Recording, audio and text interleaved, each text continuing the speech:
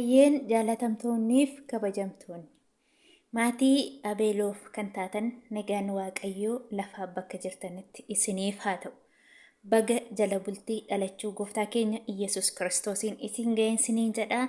Isatti aansees immoo waan tokko sinii qabadhee dhufee jira. Har'aa hoobusa mana keenya keessatti hoobusii hojjedhee dammoo hoobusa sana keessa immoo maal akkan hashwaa yookiin immoo maal akka keessa godhu immoo isinitti argisiisa. Kanaaf immoo inni immoo maal na barbaachisaa? Kunoo jammara irratti foon handaaqqoo affeelee handaaqqoo isaa affeelee kukkutee jira. As immoo dinnicha xixiqqeessi kuttee jira. As immoo juubeen biiza. As immoo kaarotii faqfaqaa kukkutee jira. As immoo qullubbii baalaa, qullubbii alaan galleessa jedhanidha. Kunoo as immoo zayitiidha. As immoo filfil baareexii yookiin immoo qaaraa qorraa jedhanii qabadhee isinii dhufeen jira. Asumatti aansuun immoo like, share, subscribe hin dagatinaan isiniin jedha. Kabajaan isin gaafadha. Asumaan gara hojii keenyaatti gallaa na hordofaa. Amma kunoo daariktuma gara hojii keenyaatti hin deemnan isiniin jedha. Kunoo taabii qopheeffadheen jira. Kunoo taabii kana na barbaachisa. Innaa dursee maalitti naqadhaa? Zayitii itti naqadhaa jechuudha. Haga zayitii baay'ee hin barbaannu nuti isiniin jedhee kanaan duras isinitti himee jira. Haga zayitii keenya itti naqee immoo asumaan immoo qullubbii itti naqadhaa jechuudha.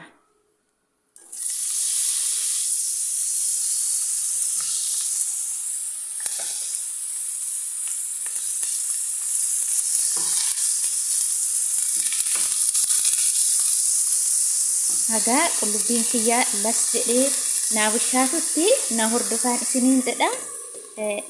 Haaluma kanaan itti fufna.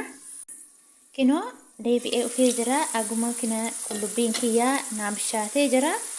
Baay'ee inni akka qullubbii sakaanii baay'ee mixixin jedhu baaladha kuni waan ta'eefu amma kanatti aanseetaniini filfil baareexii yookiin immoo qaaraa qorraa itti naqadhaa jechuudha.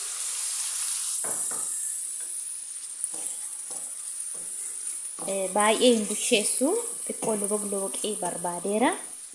Maaliif handaaqqoon isaas bushaatee jira waan ta'eef ammas xiqqoo ishee na eegaa itti qadaadee xiqqoo hamma filfil baareexiin naa bushaatutti. Kunoo deebi'ee dhufeen jira.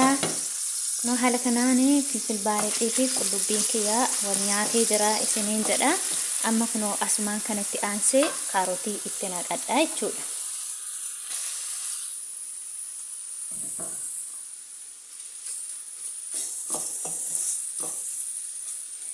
Kaarotiinis manfaqfaqaadha, qaqallaadha waan ta'eef baay'ee bilchaatina nuu hin barbaadu. Xiqqooma loboqiin godha. Amma asumarraan itti aansee qimamii adii noormaalii maankaa tokko akkasumas qimamii kaarii maankaa walakkaa maankaa xixiqqootti jechuudha. Innaa ammas darbee immoo kurkumii yookiin immoo irdii xiqqooshii asumaan immoo meelee yookiin immoo ashaboo xiqqishuushee jechuudha. Baay'ee ittiin godhu xiqqishuushii kalaas darbee immoo kamoonii daakuu kamoonii jechuudha. Daakadhee qopheeffadhee kaawwadheen jira. Isas wanti walakkaa maankaa walakkaa jechuudha. Kamoonii daakuu kamooniiti. Daakuu kamoonii itti godhadheen jira. Asumaanis immoo itti aansee immoo qundi baala abasuudha wanti beektu miti. Maal jedhama arabiffaatiin kun dimbilaalee jechuudha. Firee dimbilaalaati kun garuu biyya keenyaa filee dimbilaalaati. Arabiffaan immoo bakka abadeen maqaan isaa na jalaa badee jira. Komentii jalatti naa barreessaa sana. Sana ammoo maqaa isaa irraanfadheen isiniin jedha. Sitti xiqqooshii lafa goosanii ani maaliif foon isaa handaaqqoo isaa busheessee waan jiruuf handaaqqoo akka garmalee bilchaatullee hin barbaadu. Amma kunoo daariktuma handaaqqoo ishee itti naqadhaa jechuudha.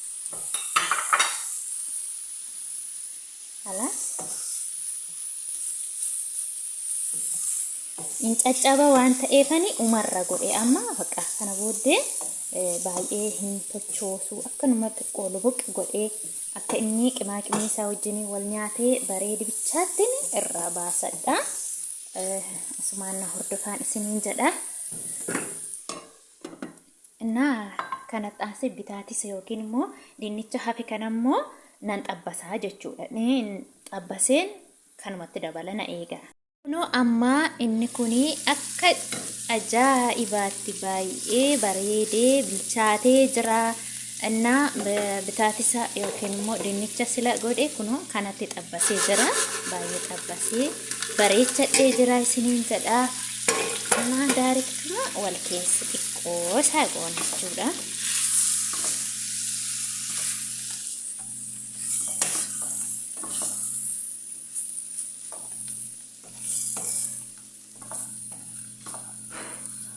Kunoo haala kanaan akkasitti bareedee jira jechuudha. Amma cufuu malee humaan nafne. Kunoo amma haala kanaan qopheeffadhee jira. Kunoo hamsaa yookiin immoo isaanii sila handaaqqoo kana qopheeffadhee kunoo kan fakkaata. Kun immoo juubeen biizaa kiyyaa qopheeffadhee jira. Asitti immoo maal na barbaachisaa? Kunoo hoobusa ajiinaa jechuun bukoo bukeessee akkasitti akka hansambuusaatti godhadheen jira. Amma na hordofaa isiniin jedha. Amma kanarraa fuunee haga isinitti tole as naqattu jechuudha.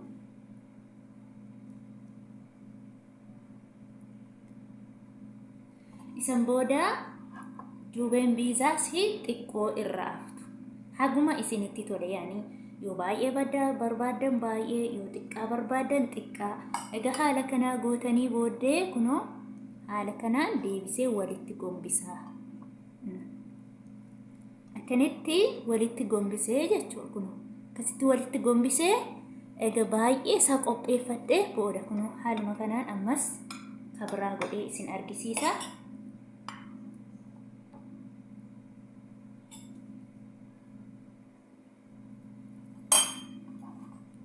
Hojiinsa baay'ee salphaadha. Dana saayitii illee nun barbaachisu. Yeroo nyaanni isaa immoo baay'ee dhugaa waaqaan isiniin jedha baay'ee mi'aaha. Innaa ammas haaluma isa silaatiin kunoo akkanitti itti gombistanii jechuudha.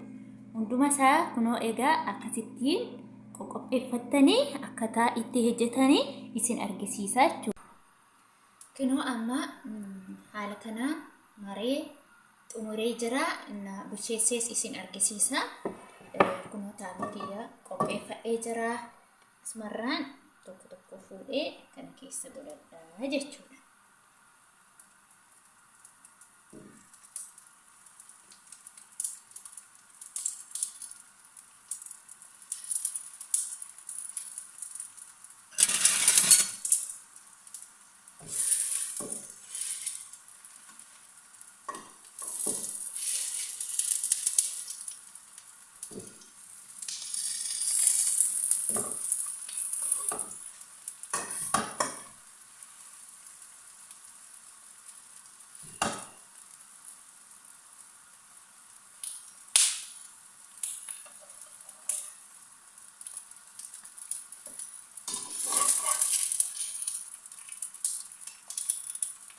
Akka hin gubanneefi gaggaragalcha.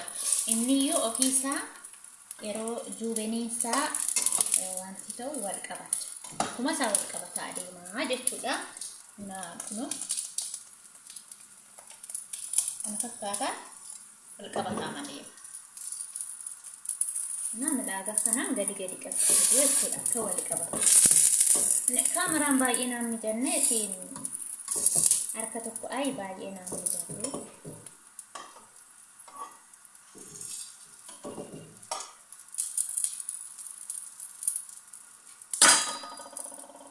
Kunoo amma haala kanaanii akkasitti gadi qabdu yeroo inni baay'ee diimate gaggaragashitu jechuudha. Akkasitti gaggaragashitu. Haala kanaan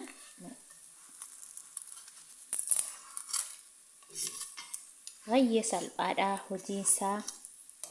Akkasitti gaggaragashitanii akka hin gubanneef abiddasaa itti qannastanii haala kanaan amma waan juubenii qabuuf jecha wal qabata inni iyyuu. Innaa wal na hordofa. Kunoo amma xumuree isinitti deebi'ee jira. Kunoo haala kanaan hunduma isaa xumuree jiran isiniin jedha. Akka isinitti toles immoo nan beekaa. Yaa'u bareeda jettanii akka isin like, share, subscribe naa gootan abdiin qaba. Inni ammoo mureellee isin argisiisuu nan danda'a. Kunoo keessi isaa immoo maal fakkaata? Maaliif immoo keessa isaa nuun agarsiisne yoo jettan immoo kunoo keessa isaa mureetaniin nan isin agarsiisa.